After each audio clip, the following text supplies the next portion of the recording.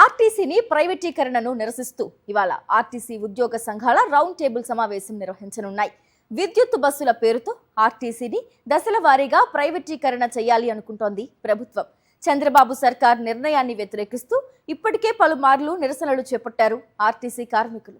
RTC ఉద్యోగ సంఘాల నిరసనలను ప్రభుత్వం ఏమాత్రం పట్టించుకోవడం లేదు. దీంతో ఇవాళ జరగబోయే రౌండ్ టేబుల్ సమావేశంలో ఏపీఎస్ఆర్టీసీ పరిరక్షణ, ఏపీపీటీడీ ఉద్యోగ సంఘాల భవిష్యత్తు కార్యాచరణ ప్రకటించనున్నారు ఆర్టీసీ ఉద్యోగులు.